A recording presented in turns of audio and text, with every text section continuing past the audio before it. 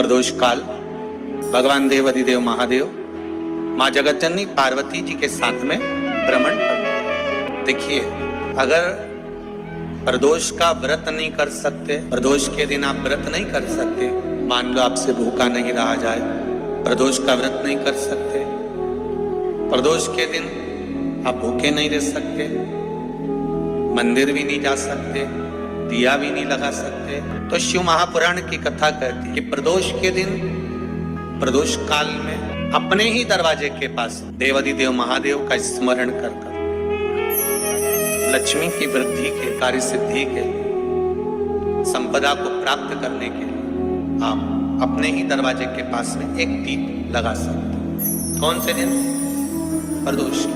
जब जब जिस महीने में जो प्रदोष पड़ा करे, जब प्रदोष पड़े, बन सके 1 बेलपत्र, बन सके 5 बेलपत्र, शमी पत्र, हरा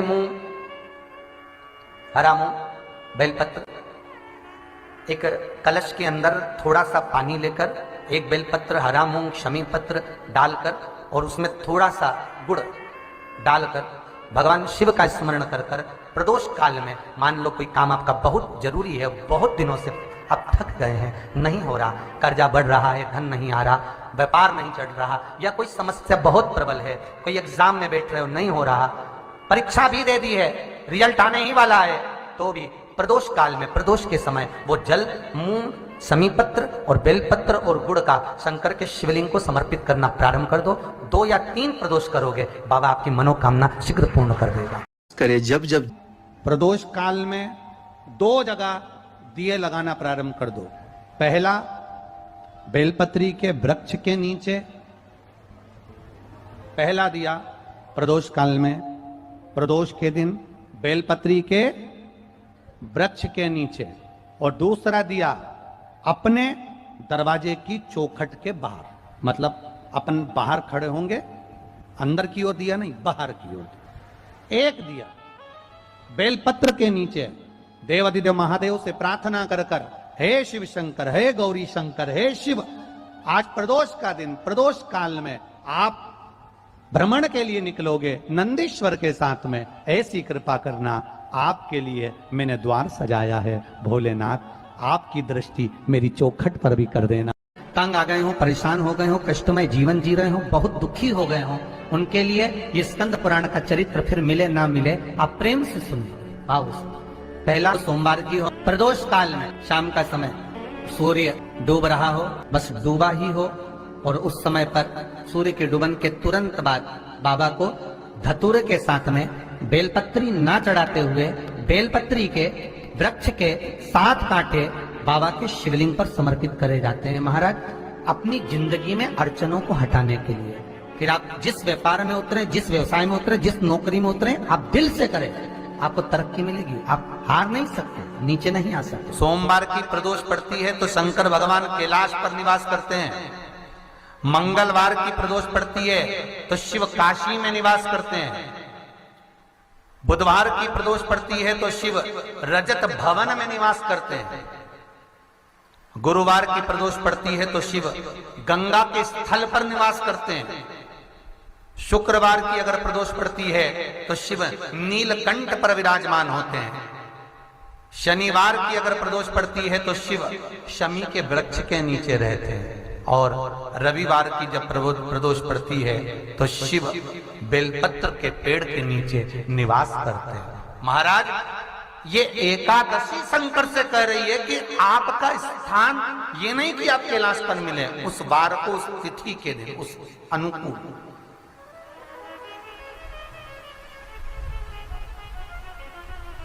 हमारे यहां कहते हैं सोमवार की जो प्रदोष पड़ती है वो इच्छा पूर्ति करती है, मंगलवार की प्रदोष रोग से मुक्ति देती है, बुधवार की प्रदोष कामना की पूर्ति करती है, गुरुवार की प्रदोष शत्रुओं का नाश करती है, शुक्रवार की प्रदोष सुख और शांति देती है, शनिवार की प्रदोष संतान का सुख देती है, और रविवार की प्रदोष जो काम दुनिया में कोई नहीं कर सकता वो अचूक फल की प्राप्ति रविवार की प्रदोष करा देती है। महाराज, ऐसी प्रदोषों का नियम वर्णन किया चाहिए। भगवान कहते ठीक है, तू थोड़ी देर खड़ी हो।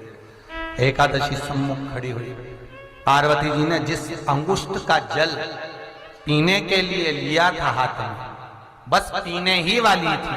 शंकर भगवान ने वही हाथ में जल लेकर एकादशी के हाथ में उसको देकर कहा, ले, ये मेरे द्वारा निर्मित एक व्रत है जिसे त्रयोदशी के दिन तूने मांगा है, मैं तुझे देता हूं।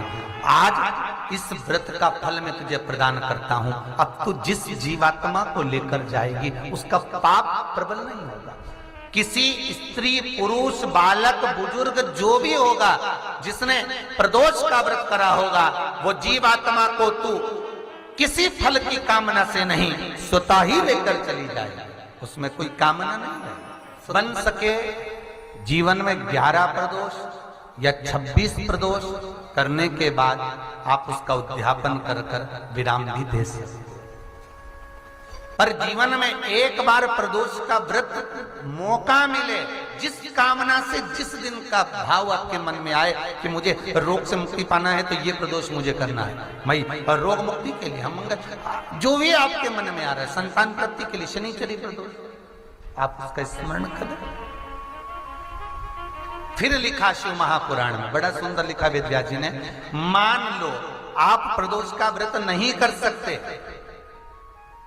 आप अगर व्रत नहीं कर सकते तो प्रदोष के दिन, प्रदोष काल में शाम का समय सूर्य अस्त का कुछ पल, कुछ घड़ी के पहले से लेकर बाद तक का प्रदोष काल के अंतर्गत आप शंकर जी के मंदिर में जाकर 1 लोटा पानी, 5 बेलपत्र भी अगर समर्पित करते हैं तो संपूर्ण प्रदोष का फल आपके भाग्य में प्रबल हो जाए। शिव महापुराण में इसका व्रत पत्नी पर आज आप दर दर जाकर अगर भिक्षा मांग रही हो, दर दर जाकर अगर भीख मांग रही हो, दर दर जाकर भिक्षा को मांग रही हो, तो इसमें आपके पति का दोष नहीं है, दोष आपका है। क्योंकि आप भगवान के प्रसाद में भी जो स्वाद देखी थी ना, ये आपका एक जन्म का नहीं है, ये ना जाने कितने जन्म का है। ब्राह्मणी के मस्तिष्क में बैठ गया, ब्राह्मणी के उस का ना वो बक्कल में नहीं अक्कल में बैठ गया कि ये स्वाद नहीं देखना। इसलिए प्रदोष व्रत के अंतर्गत ब्राह्मणी ने उस दिन से विचार कर लिया कि जैसे आप पूजन कर रही हो, जैसे आप अर्चना कर रही हो, जैसे आप आराधना कर रही हो, ऐसी आराधना, ऐसी पूजन, ऐसी भक्ति मैं भी करूँगी, ऐसी आराधना मैं भी करूँगी। अब मैं स्वाद नहीं देखूँगी। तो प्रदोष व्रत करने वाले को ध्यान रखना चाहिए कि नमक का सेवन ना करे, भोजन ना करे, फलाहार करिए, फल का आहार करिए, प्रयास करिए। और यदि आपने व्रत का ले लिया भोजन का कि हम तो एक टाइम फलाहार करेंगे, एक टाइम भोजन करेंगे, ऐसा भी कई लोग प्रदोष ले लेते हैं, तो वो बात आपकी है, आप तक रखो, ठीक है, अपने मन तक। ठीक है, बाबा आपकी मनोकामना पूर्ण करे, वो भी भाव रखे। अरे भगवान को धन्यवाद दो कभी कभी कि तूने अच्छे घर में पैदा किया, अच्छा परिवार दिया, अच्छा पति दिया, अच्छी पत्नी। श्री शिवाय नमस्तोभ्यम। दोस्तों, किसी विशेष मनोरथ के लिए अगर आप प्रदोष व्रत रख रहे हैं तो आपको बहुत ध्यान देने की ज़रूरत है अपने खान पान पे, अपने पूजा विधि पे, साथ ही गुरुजी द्वारा बताए हुए सभी उपायों को कि जो भी आप अपना रहे हैं वो उसमें कहीं कोई त्रुटि तो नहीं हो रही, कहीं कोई गलती तो नहीं हो रही है। जब आप ध्यान देंगे आपको अपनी गलतियों का भी एहसास होगा, साथ ही आपकी जब आप सुधारेंगे तो आपकी मनोकामना की भी पूर्ति होगी। प्रदोष व्रत जब आप रहते हैं तो प्रदोष काल में ही प्रयास यही करें कि उसी समय आप पूजा करें, चाहे वो सुबह चाहे शाम को। साथ ही मंदिर जाना ना भूलें, मंदिर में जाकर आप एक बेलपत्र चढ़ाएं, कमल गट्टा चढ़ाएं, साथ ही एक सफ़ेद पुष्प ज़रूर चढ़ाएं। इससे भोलेनाथ आपसे ज़रूर और जल्दी दोनों ही आपकी जो भी मनोरथ होगी ना वो शीघ्र ही जो है पूरी हो जाएगी। तो आई होप आपके लिए वीडियो यूज़फुल होगा। वीडियो अच्छी लगे तो प्लीज़ चैनल को सब्सक्राइब कर लीजिएगा और लाइक और शेयर करना ना भूलें। साथ ही अगर आप शिव भक्त हैं तो कमेंट में हर हर महादेव ज़रूर लिखें। मिलते हैं नेक्स्ट वीडियो में, तब तक के लिए ओम नमः शिवाय, जय माता दी।